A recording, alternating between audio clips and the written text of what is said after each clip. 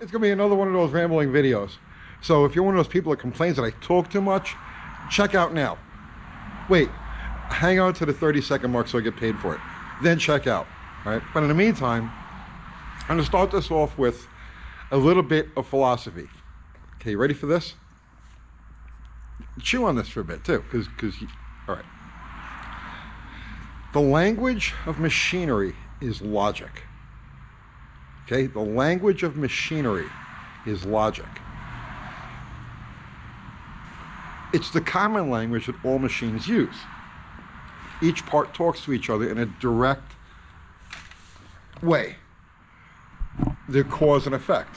This happens, so this happens. And that's it. That's how machines work. This happens, so this happens. And then you go further, the language of the mechanic is analytics. Right? You analyze the machine. You analyze the machine's logic and figure out where the flaw in that logic is, and there's your problem, and you fix the problem. All right. So, like I said, this is going to go all over the place. And this ties into a video I did, I don't know, I guess it was about a month ago, about economic collapse and the coming golden age of auto mechanics. All right. So let's start with this. One of the most simple, common problems that we've always had, always come across, is a taillight lens, a cracked taillight lens, or a gasket around a taillight lens. It shrinks a little bit, and some water will get inside the taillight lens. And what will happen is, over time, see, the water can't find a convenient way out, so it stays in there, and it evaporates and condenses, and it just creates a wet environment inside the taillight lens.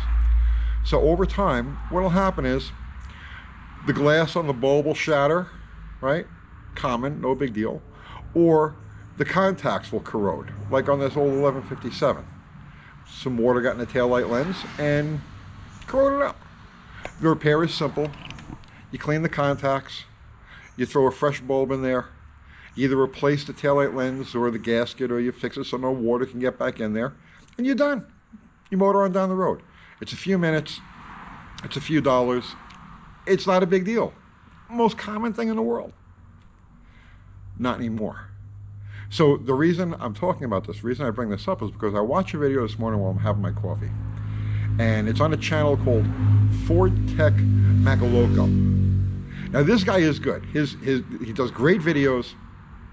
His forte is late model Fords. And he just fixes late model Fords. But he does really good videos. If you're into that sort of thing, if you're a mechanically minded person, definitely worth checking this guy's channel out. But he puts out a video, I see it this morning, and it's about he has a customer with, in 2018, 2017, 2018, whatever it was, F-150. And this thing had a taillight lens that let some water get into the taillight. And the net result, the end result of all of this, was a $5,600 repair. A truck that wouldn't start anymore, and a $5,600 repair. How is this even possible, right? Well, watch his video, because he lays out step by step everything that happened and the whole chain of events that led to it. But I'll give you a short version here.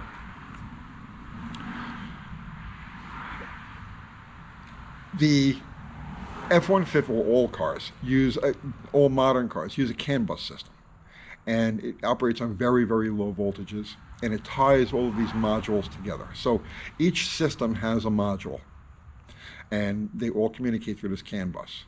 So when there's an issue in one of the circuits, one of the systems, or one of the circuits within that system, it affects all of the other circuits.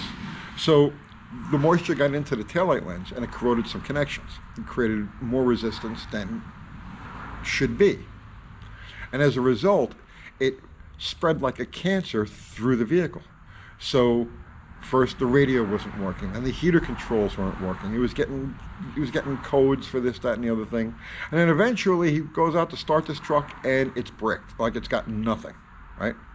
So they tow it into this guy's shop and he locates the problem, fixes the problem. $5,600, $5,600. And now this is in a world, we live in a country in a time where the average American, more than half of this country, can't afford an out-of-pocket $400 emergency expense. So half the population of this country, something comes up, you need $400 real quick, they can't just run to the bank and grab it. They can't just pull it out of the sock drawer. They don't have it in their pocket. They actually have to go borrow it or put it on a card. $400.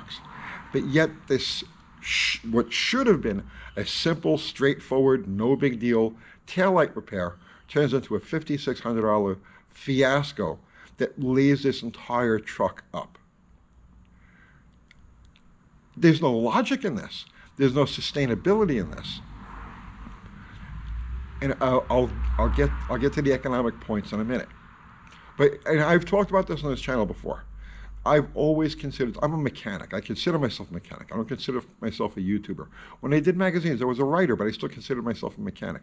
No matter what I've done through my life, I always considered myself a mechanic. It was my happy place. No matter what endeavor I got into, it's coffee houses or top fuel cars or whatever, no matter what I got into, I always had my mechanic business because I loved it. It was guaranteed to pay the bills. I loved the cars, I loved the work, I loved my customers, I loved learning new things. I started when I was a teenager, and the average car on the road had points and condensers, and I was with it every step of the way, every bit of the evolution. And I enjoyed it. I enjoyed working. So every time you come across a new bit of technology, your initial exposure to it is always frustrating. It's like, why did they do this? What the hell were they thinking here, right? But then you start to understand the system and you start to understand the logic as to why these things were done, and then you learn how to diagnose it, how to repair it. And you know what? That's where the fun is. As a mechanic, as an analytically minded person, that's where the fun is. And that challenge of learning and mastering new techniques, whether it's digital fuel injection or anti-lock brakes or any of the things that came along during the course of the time I was a mechanic, I enjoyed it. I enjoyed it. Frustrating at times, yes, but I enjoyed it.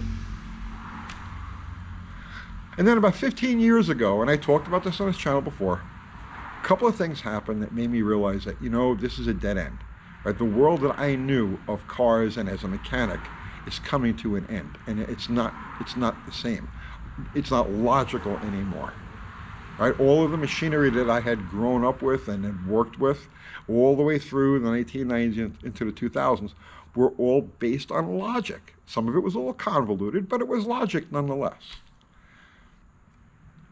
I had a couple of cars, a couple of jobs that came to me that made me realize this is the end of the line. I can't do this anymore. The one I talked about before was a Explorer, Ford Explorer with a 4.0, and it was a timing chain job. And I had already done a couple of these jobs, so I knew it like the back of my hand.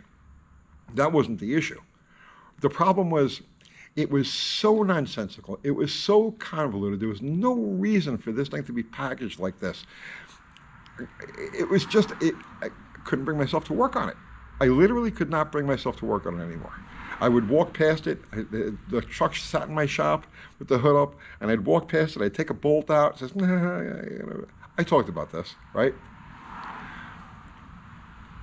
Realized I couldn't do it anymore. Now, at the same time, I have a customer bring me a Nissan Maxima, okay? And this thing's got a dead mess.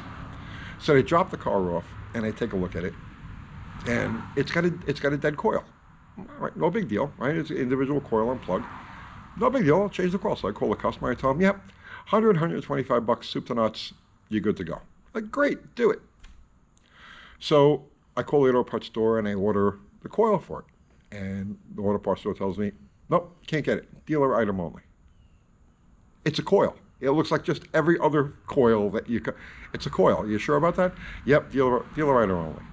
So I called a couple of other auto parts stores and get the same answer. Nope, can't get that one. Dealer part only. This is around 2010, 2009, 2010. I'm sure it's changed since then. He says, all right, fine, I'll go to the dealer. So I go to a Nissan dealer. I says, hey, I need a coil for this Maxima. It was like a 2003 Maxima. And okay, then whatever, it was like $100. I'm like, geez, that's a lot of money for a freaking coil. And he says, yeah, well, you can't just change one, you got to change all six. I says, no, I need one. I have one dead coil. Just give me the dead coil. Give me the coil, I'll change it. He says, okay. So he sells me the coil. I go back, I put it on a car, clear the codes, take it for a ride. It's hitting on all six, runs perfect, everything's good. Just as I'm about to give it back to the customer, the check engine light pops on. What's this? All right, so I run a code, and it's a I forget what the code was. It was like a 13 something. It was a Nissan specific code. Bad coil. Okay, what's this about? I just changed the coils. It's running on all 6 cylinders. It's fine. Why does it have a bad coil? Well, as it turns out, the computer on those cars was set so that it recognized any difference in resistance to any of the coils. And that's how it determined whether the coil was bad or not. So because the new coil had a different resistance than the coils that were in there, even though they were all functioning fine, it registered that it had a bad coil. So now I got to change all 6 coils. Price tag for the parts was like $600. I didn't have the, when I made a mistake like that with a customer, I never pass it on to the customer. I figure, well, I made the mistake by pricing the thing and getting the okay. Well, I'm going to have to eat this. So I ate it. I ate $500 worth of stuff over and above what I told them it was. It's just the way I did business. You know, some days you get the bear, and some days the bear gets you. But I supped. I put my head on the pillow and I slept like a baby. But again, see, no logic. There's no logic there. Why, right? And I changed hundreds of coils. I'd seen hundreds of coils go bad, right? Always change them, never had a problem, never an issue. Why did this illogical thing, why did they program this into the computer? You know, planned obsolescence, you know, forcing you to do more, making the car more difficult and expensive to repair, forcing you to get rid of it and get another one. I mean, you know, was this some sort of conspiracy, or it was just natural technical evolution? I don't know. I have my own ideas, and I'm sure you have yours. But that was the state of things, and I says, that's it. I'm done.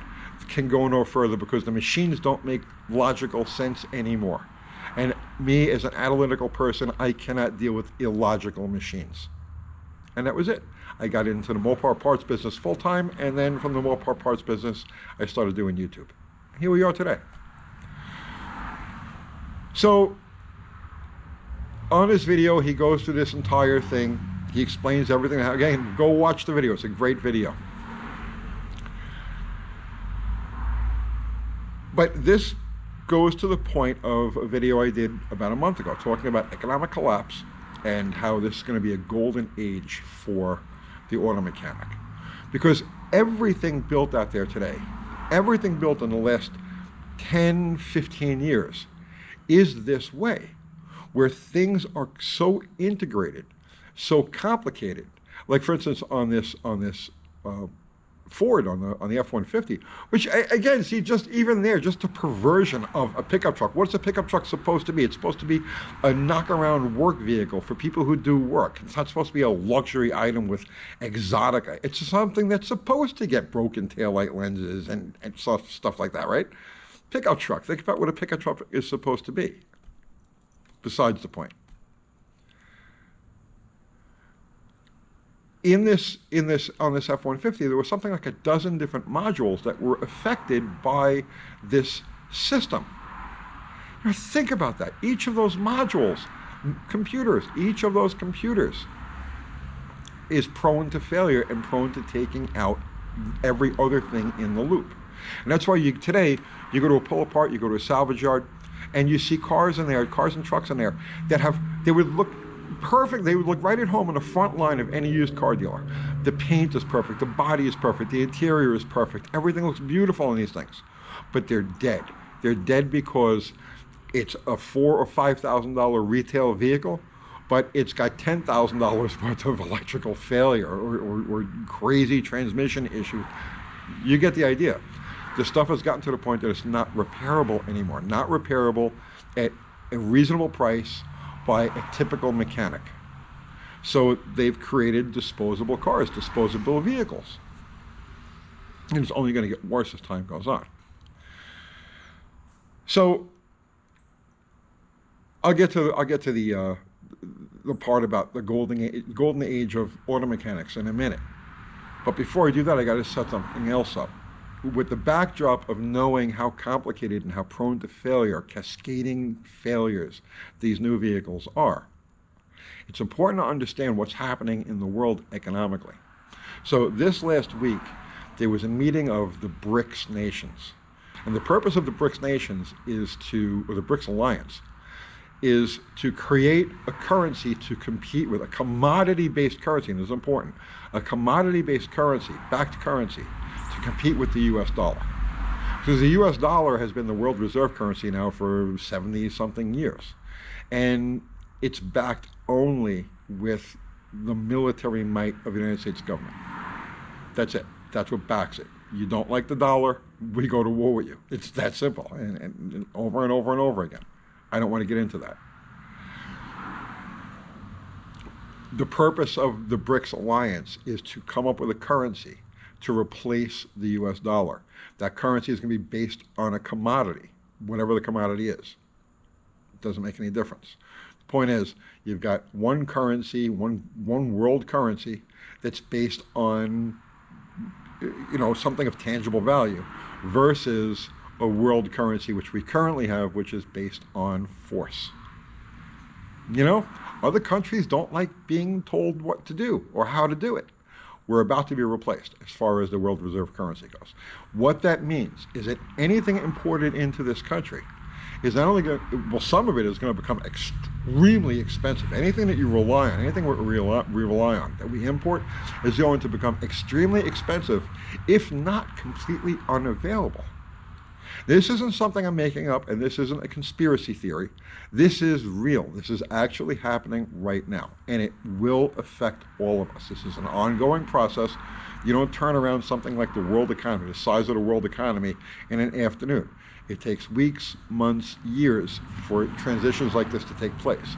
But when it does happen, when the final pieces of the puzzle are in place, economically, we're in trouble. We're in trouble for a lot of other reasons. You know, $33 trillion in debt, several quadrillion dollars worth of derivatives. Yeah, forget about all of that stuff.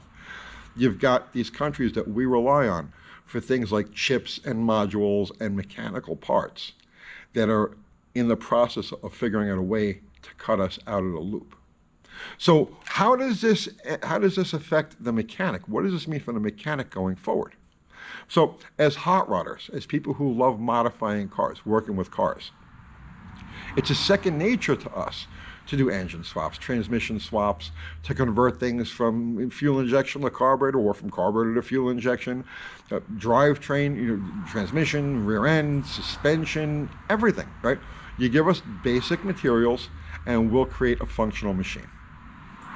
Well, as these extremely complicated, failure-prone vehicles age, it's going to be people like us that'll have the opportunity to transplant functional systems into these cars. Like, for instance, you use this taillight fiasco as an example. Yeah, it's $5,600 to replace all of the parts that were damaged in this loop, okay? But a sharp mechanic, not even a sharp mechanic, just a basic mechanic, can wire in a separate set of taillights with lenses that uses simple 1157 bulbs, can wire in a simple radio, can wire in a simple heater control system. All of that is available through the aftermarket. It's stuff that we work with all the time. It's modifications we make all the time. And then when you get engines and transmissions that are controlled through all of these systems, well, those can be replaced too. There are crate engines out there, there are crate transmissions out there, there's everything you could possibly think of that you can transplant into a good body, a good roller, to keep it going. I think my vision, as things go forward and the economic picture gets weirder and weirder, and mark my words, it's going to get weird beyond your wildest imagination. And I'm not talking about 10 years into the future. It's happening right now. As things get weirder and crazier, it'll be our opportunity as mechanics to work around these obstacles that the manufacturers, that government regulations, that the importers, that all of these, it's our opportunity to work around these things and keep the world, or keep the country, rolling, you know, with stuff that we already do. It's second nature to us. Instead of building a hot rod, you could build a daily driver for your family. by transplanting workable, sustainable engines, transmissions, electronics into these things. I think in the future, that's going to be a growth industry. Like up until now, the hot rod industry has been based on building fast cars, race cars or hot rods or just, cruisers, machines, right? We build cars. Well, in the future, as this situation evolves, we'll be able to collectively use those skills to keep the average person, the average car on the road. The opportunities are there. Lots of opportunities are there. There's craziness. There's immense amount of craziness happening all around the world in every aspect of life, every aspect of civilization, every aspect of government. It's all completely insane. But we're analytically oriented people. Insanity, that's illogic. Machines are logic. We're analytical. The machines are logical. We put those things together. We keep that relationship together, and we can really rise to the top. This can be an opportunity for us collectively to really get our due. You think about it, right? People put doctors and lawyers up there. It's like, the doctor. Yeah, I'm not taking anything away from doctors, right? But you only have to learn to work on like 2 models, right? That's it. You got to work on 2 models. And it doesn't change. It doesn't change. They never change. People don't change. Physically, they don't change. A liver is a liver, right? A kidney is a kidney, right? That doesn't change. Mechanics, we got to work on stuff that changes every year, every couple of months. So many different manufacturers, so many different philosophies, so many different systems, and they're all in constant flux. You don't realize just how difficult what we do is, because we do it, and it's our job, right? I honestly believe going forward, we're going to start seeing the compensation for that level of skill and knowledge that we collectively have. All right, I'm going on for too long on this. I hope you got something out of that. Go check out that guy's channel, Ford Tech Macaloco. Great channel. All right, I'll see you tomorrow.